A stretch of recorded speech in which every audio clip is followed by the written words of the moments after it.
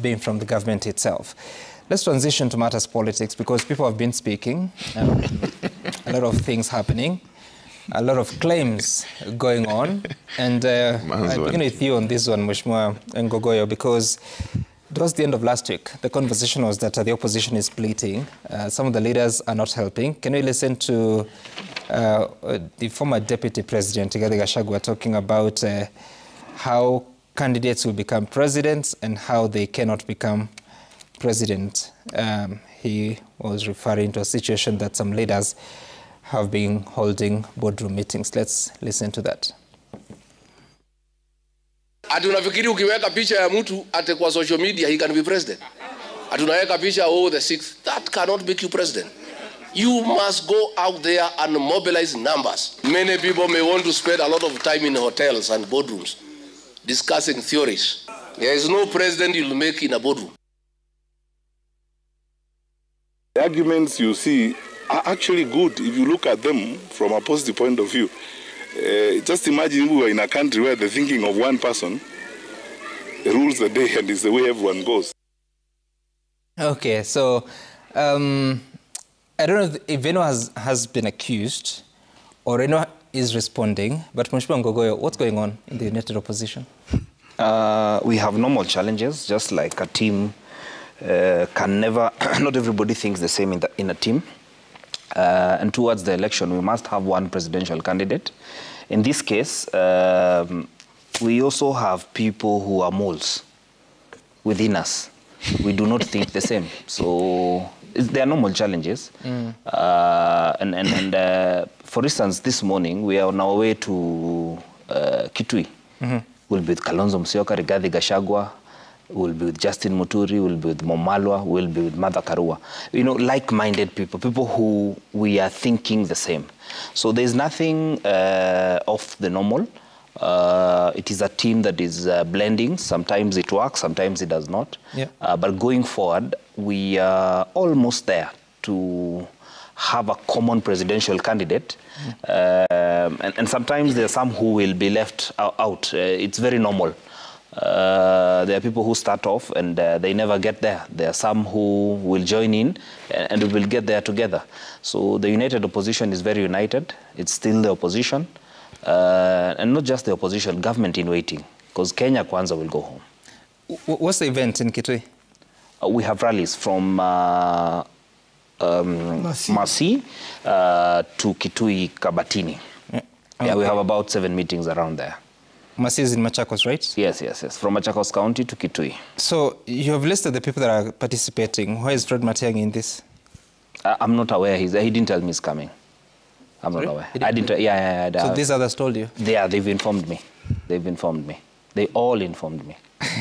As who? I was a team member. They actually tell you? Yeah. Honestly, I was in Bisil with Wamalwa. Yes. He told me he's gone to the village, come back on Monday. Yes. I was with Muturi on his way to Embu. Yes. I was with Rigathi Gachagua. Yes. I was with Kalonzo Musyoka. Martha Karua confirmed her availability. So those ones I know. I haven't talked to Fred Matiang'i. Is this still part of the united opposition? Yeah, he says so. Sorry? He says so.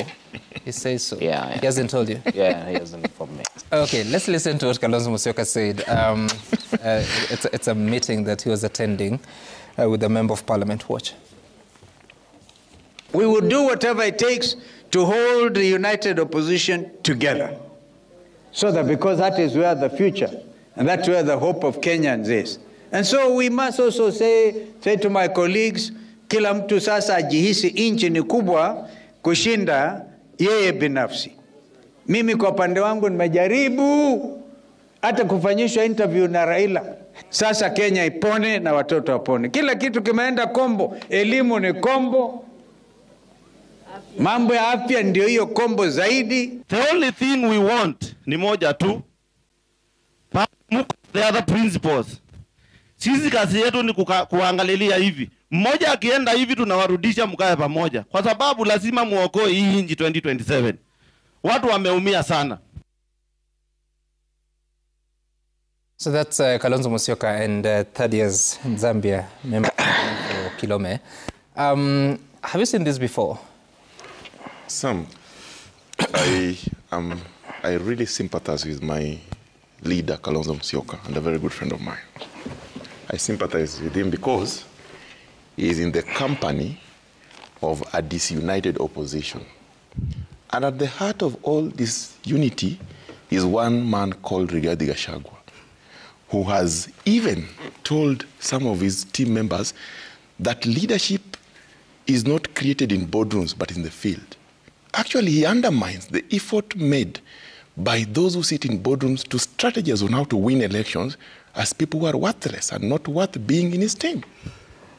Number two, Sam, it is unfortunate that in this country, as a democratic country as it is, even though we don't have a structured opposition based on our current system of governance, but opposition outside government or outside the structure must unite, be coherent, and push an alternative agenda. Today, the team that these two gentlemen sit in, he is not telling the people of Kenya what is the alternative agenda. What we are seeing constant quarrels, we are seeing posturing, we are seeing people who have only one agenda, and that one agenda they say must go. I have worked with some of these gentlemen. I know their capacity, I know their suitability, but I know, even as it is now, they are sitting in wrong positions. They are in wrong company. That is the truth. What does that mean? What is it the right means company? That the right company should be the right company in politics that offer solution, offer alternative agenda. If it is health, if you believe that the government of the day is giving a wrong policy on health, what is the right one? What is the alternative? On education, what is the alternative? On youth unemployment, Sam, what is the alternative? They are not. What they are saying is that they must unite by fire so that Ruto must go. And also, they are also not telling us, in their unity, what is it that they want to bring to the table so that they attract the Kenyan voter who is waiting? That is the issue. And lastly, Sam, what was initially branded as united opposition when they started, today has become a disunited opposition. You have listened to Mheshimiwa here. He says that he is not aware about Matiang'i's attendance of their today's rally. Matiang'i says they would do anything possible so they remain together. When Jubilee had their NDC the other week, last week, I think, Martha Karua had her NDC, and these are united in two different functions. They speak differently, parallel. That is a disunited opposition. I sympathize because I have worked with these guys. What should you suggest? My suggestion, my advice to them, and I want to give them free advice, and Manzo is here, please take this message. Take it and quote me verbatim, that if they want to be the government in waiting, they must ensure that they offer alternative. Voters of Kenya will vote for you based on the best idea that is alternative to the worst idea. Number two, the unity of opposition should not be something that Kenyans are questioning if you want to beat somebody like William Ruto. Otherwise, you will be eaten for breakfast by mid-morning on the election day. By who? By Ruto. Oh. He will defeat you. That is the truth. Will you be surprised if Ruto gets eaten up? I will not be surprised if that happens, but I am more worried that as it is today, Kenyans are trying to look for alternative. In every democratic state, there must be an alternative.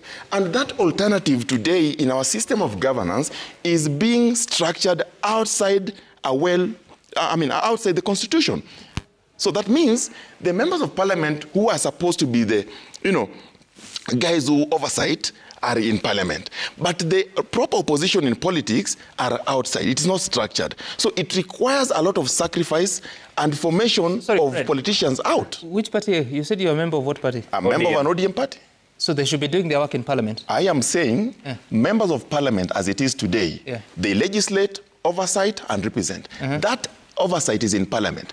Opposition outside also oversight in a manner, but they must organize themselves in a manner that they attract the public. How do they attract the public? They must offer alternative views, alternative policy. That is what they have not done. How successful has ODM been on oversight? Some you watch parliamentary sessions, you have seen. You have seen our members, and I'm telling you, you have seen our members debate. Pipeline. No, those are rumors that... It was Kaluma who was chairing. Those are rumors. Manzo, you know those are rumors. The motion has gone through. And Kaluma was presiding speaker. Okay. And Junet was the second of the motion. Fair enough. And Otiende the members stated of the law. ODM in parliament, you have seen their quality of debates. You have seen when it is right, when it is wrong, it's wrong. And that's how Raila Odinga has told everything. I strongly believe... Do you have an answer to my question? I have an answer to your question. The members of parliament from ODM side have done a wonderful job. They have oversighted the government of the day, whether they are collaborating or not, and they have done it to the best of their ability in the interest of the Case people. in point? All members actually. All of them? Case in point? All of them? All of them is no answer. All of them. Members of parliament, all of them speak. No, case in point that they have oversighted the government. That's what I'm asking. Give me an example where you feel they have not. I'm asking you. No, my answer is all of them. You say no. Give me an example. I didn't say no. It is your question. My question... I'm asking for supporting evidence of how ODM has oversighted the government of Kenya. The members of parliament from the political party have contributed to the debates on that issue. Fred, just a moment. ODM is part of the broad-based government, at least from the confessions of Junet Mohammed, what he has said. And they have also said they'll never be branded as opposition ever again. Yes, that's true. And I'm asking you, how successful have they been in oversighting the government? You're saying very successful. Yes. I'm asking for examples. When? Now, when there were abductions in this country, did you listen to members of parliament from ODM side condemning that? And then when there was an issue of finance bill, did you listen to members of parliament from ODM which finance bill? That? Finance bill 2023, 2024. And now? Even today, that has not changed. If they have changed, show me a clip where a member of parliament from ODM has said, this is right and it was wrong. It has never changed. No, I'm talking about And I want now, us to be honest. Because that was in the past. I'm talking about under broad-based You build from the past. You see some... Sorry, Fred. No, let me answer you. Sorry, broad-based government was born in August of 2024. I'm asking their oversighting since that time to date. Some. Yes. Let me tell you. Broad-based government does not stop members of ODM from oversighting government. The Constitution allows every member of parliament to oversight. It's not about ODM. And opposition does not mean that you become aggressively negative. It doesn't mean so. It does mean so. Okay. So when you ask these specific questions, I take you back to the floor. Look at what happens on the floor. Their articulation of issues, how they debate the issues, whether they are pro or the funny thing is, Fred. Yes. The examples you cite were before broad-based. But what has changed? It was in, you tell me. It was Finance Bill 2023, Finance Bill 2024. Those are the examples that you cite. Nothing has changed. But since then, you don't cite any successful oversight that you've seen. You see... let me hear from Senator Manzo. Because with all the confusion that is going on, should we first listen to what Fred Matiang'i said yesterday about conversations within the opposition and how to unite that team on Sunday? Wow, that clip is not ready. I thought it was ready. But Senator Manzo, what makes the opposition united? What brings you together? First and foremost is we want to provide alternative governance in the country. And I'll give an example. You know, the house units going on, the so-called affordable houses. First of all, the levy levied on Kenyans is illegal, and it's one of the issues we deal with. Because Okago was asking what is our alternative. It's one of the issues we deal with. There is serious corruption in the country going on. We have seen in 2024, there was a report from the Auditor General that 1.3 trillion shillings were withdrawn cash. And you see that is a very serious misuse of finances of the country. You have seen the health system. Yeah. You know the procurement of the system to be used by SHA was very expensive, 104 billion. It was a direct procurement, and up to today, We have not managed to raise that money as a country. And you know the chaos going on with that. The other day you carried a survey in the country and Kenyans spoke. So these are the things we want to cure and make sure that the education of the Kenyans is back to normalcy. You know the lecturers are on strike today out of unkept promises. And therefore we want to make sure that the education is on track, health is on track. You know that corruption is dealt with. And we have people in the team, in our team, like the Honorable Martha Karua. You know, she will not compromise on these things, and especially corruption. Therefore, the summary of this, the problem of the country is William Samoei Ruto. He's the head of state, he's the head of government. He's unable to run the government so far. That's why he dissolved his government and invited, after Parliament was overrun. You know, Parliament was totally overrun, I was there. And he decided to dissolve his government and then now opened up for broad-based and invited everybody. We did not join, but ODM did join. And I am very happy with what Raila Odinga did. He stabilized the country. Otherwise, if Raila Odinga did not take the step he took, I believe by today William Samoei Ruto would have been overrun at State House and would be probably in Haiti seeking refuge there. So we have already a broad-based government who are trying to push or help Kenya, you know, up to 2027 when we will conduct elections. That's how I understand it, and we are offering the alternative. It's only that now the broad-based government want to run our affairs. We know what we are doing. And the first thing, and every Kenyan knows, and they have spoken, Ruto must go. If he's out of the way, if Kenyans send him home through the vote. How about those Kenyans who asked the question Fred is asking, that if the problem is SHA 104 billion shillings, what is the alternative?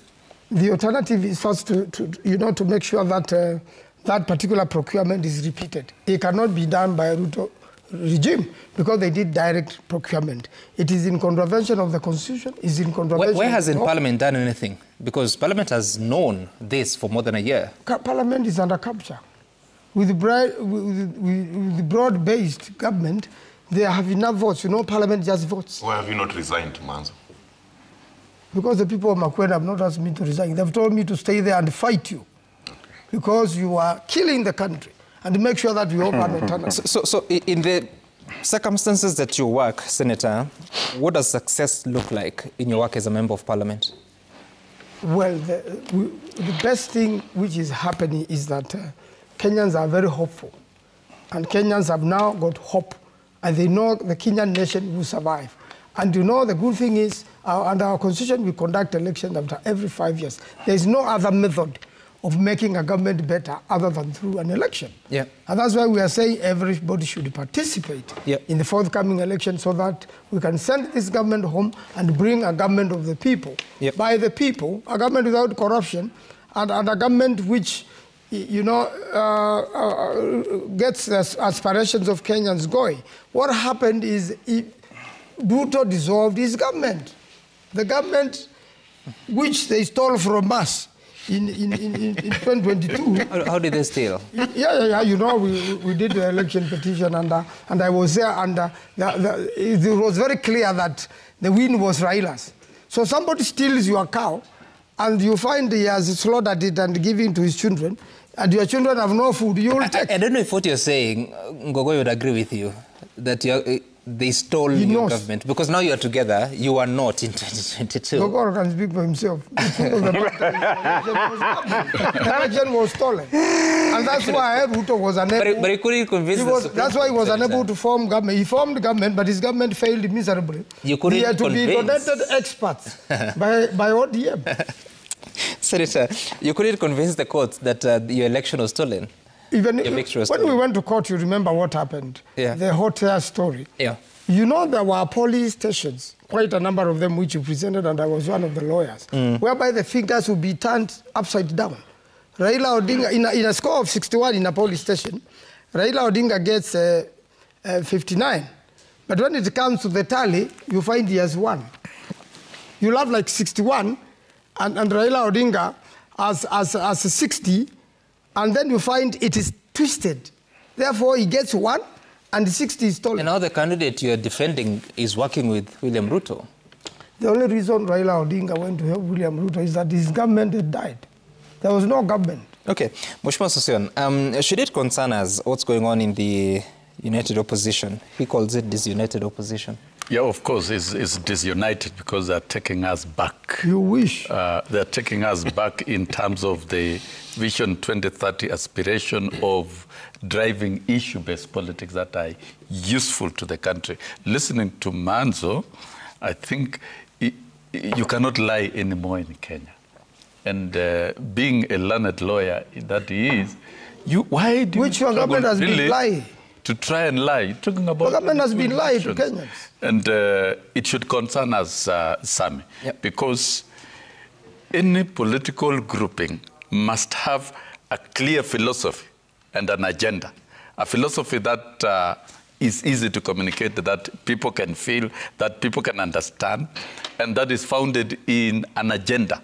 And an agenda that can unite the entire Kenyans. An agenda that gives people hope.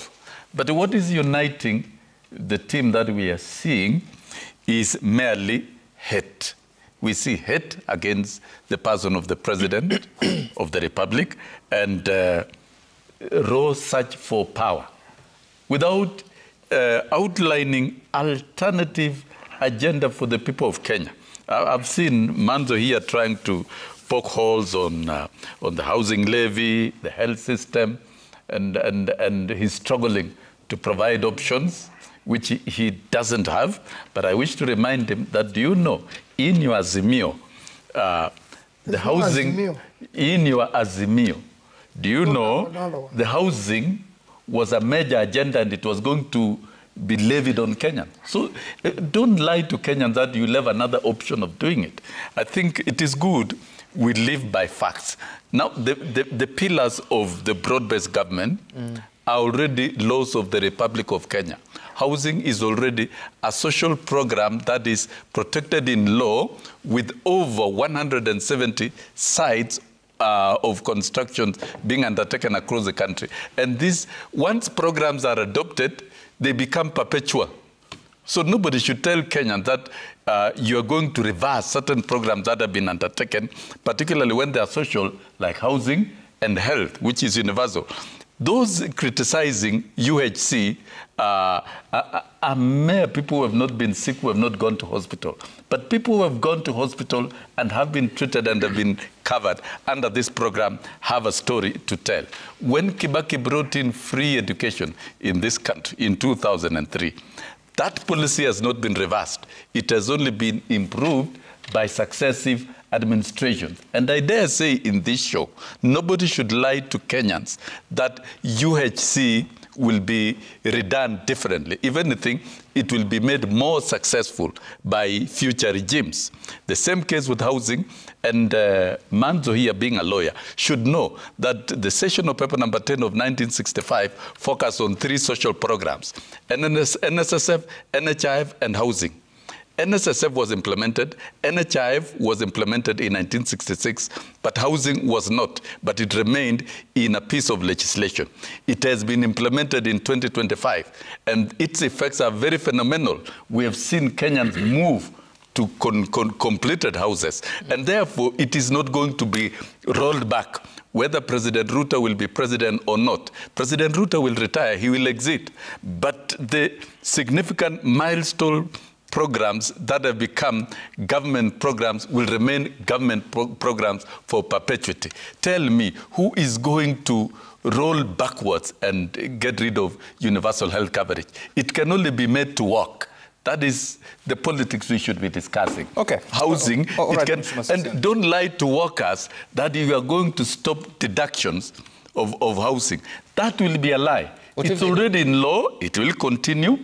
And we'll repeal the law. We'll repeal the law. It is not possible to repeal it. It is not possible. It's already a program that is, workers have already lined up to benefit for the same.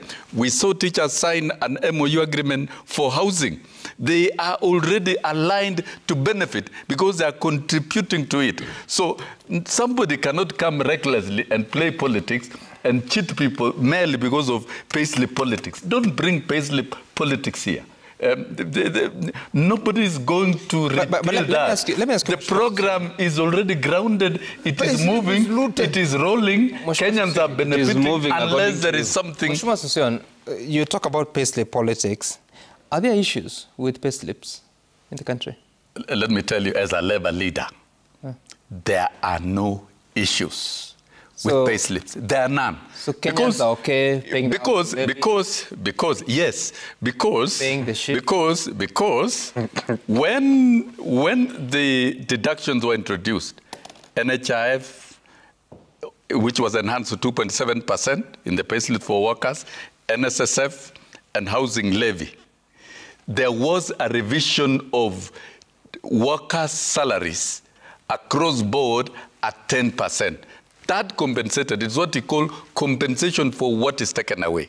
And 1st of July, all workers enjoyed revised CBAs with more enhanced salaries. That is a fact for sure. 10% so, for who? 10% for all the workers in government service. That was done. And those how many employees does government pay? Employees in government. Employees in government are slightly over a million. And how less than the private sector. And how many people have a payslip? If we talk about all employees in government, they all have payslips, from the president to the sweeper in a government office. In government, public servants are about 1 million. Yes. But there's a whole 3.3 million of formally employed. So they are... Formally, that is now in the private sector. That is in the private sector. That's the point. Yes. So 2.3, 2.2 million who are not with the government, and not everyone got a 10% raise. In the private sector, it's the responsibility of the employers and unions to negotiate for revision of CBA. That is pedestrian. That's a fact for sure. It's not pedestrian. That's very pedestrian. It's a fact. From what resources? This is a fact. Have you had businesses complaining about the business environment, the taxes that have come in with the new administration, with the 3-year-old administration? But that cannot supersede social rights. You cannot be blind to social rights of housing, social rights of quality health care, social rights of reasonable pensions in retirement. Look at, for example, NSSF.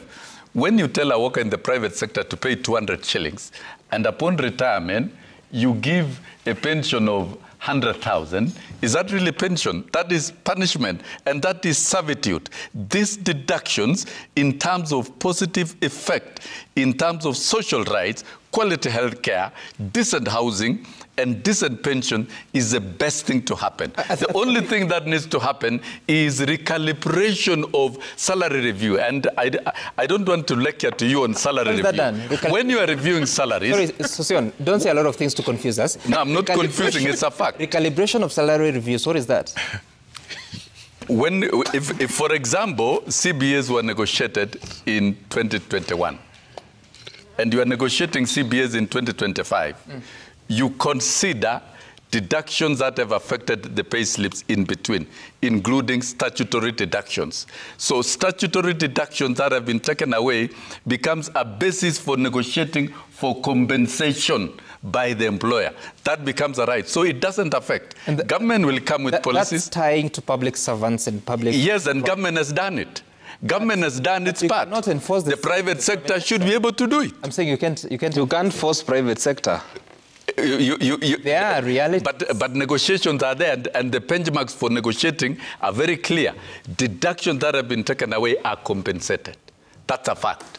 So it's incumbent. It's a fact. It's a labor right. It's a labor fact, and that has been done for civil servants in Kenya. Civil servants, yes, because they are paid with the taxpayers' responsibility. And civil servants are moving to the next level of accessing housing. We have seen it. The police.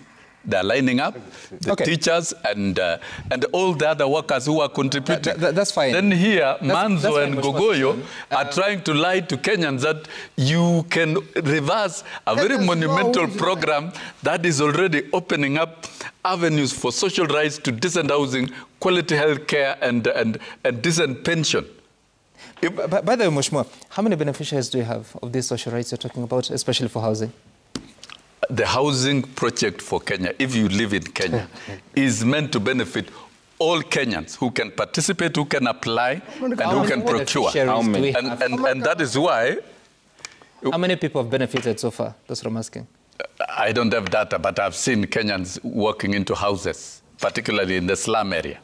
Within the slum areas, we have seen the first beneficiaries. Okay. And now we have seen over for 170 sites across the country. There will be people moving in. And let me tell you, from teachers' perspective and the rest, there is a lot of traffic in application and in trying to acquire these houses. And that is why they signed an agreement the other day, so that in all these houses, they can 20% can be set aside for teachers. All right, so and the 20% will basically benefit the young new teachers. For 10 minutes. Sheila Waweru, who is the Chief Executive Officer of Affordable Housing Board, told us in this studio, she was sitting where Ngogo is sitting. She said that so far, since the inception of the current administration, only 1,400 units have been started and completed and occupied.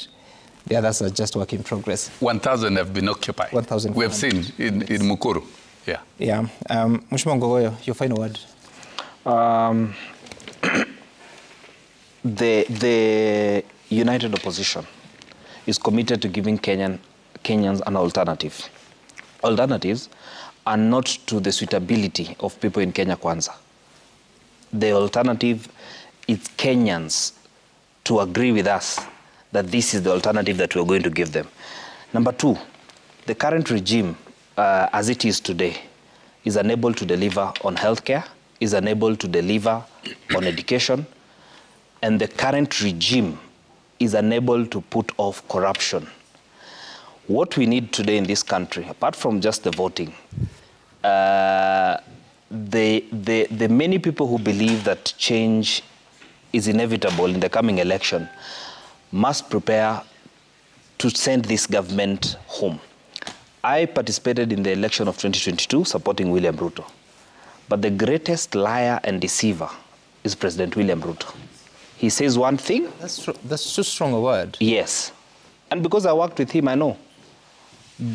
He comes to Ongata Rongai. I mean, stage. I'm not comfortable with the word liar. Perhaps you choose a different one. Liar is somebody who uses... you know what's the Oxford meaning of the word liar? What's your point? My point is, President William Ruto says one thing while he means the other. He's a liar.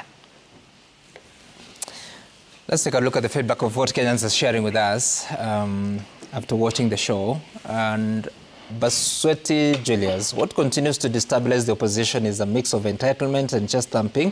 Hard tackles from Fred Matiang'i and Rigathi Gachagua will not help either. Without strategic humility and coordinated messaging, they risk being swept in 2027.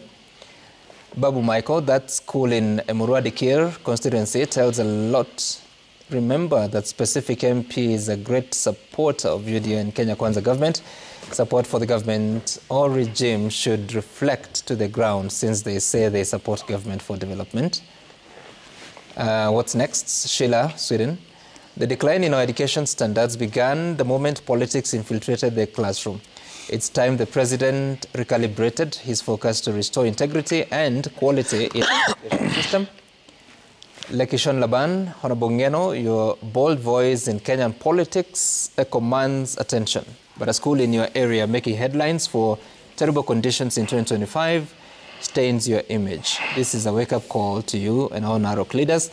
Act now and restore dignity to our learners. Asanteni sana, Senator Dan Manzo, Mheshimiwa Onesmus Ngogoyo, Fred Okango from ODM. I love that. Wilson Sossion for making time for us to have this conversation. And all the best in your activities. That's our time. My name is Sam Gituku. See you again some other time. Bye for now.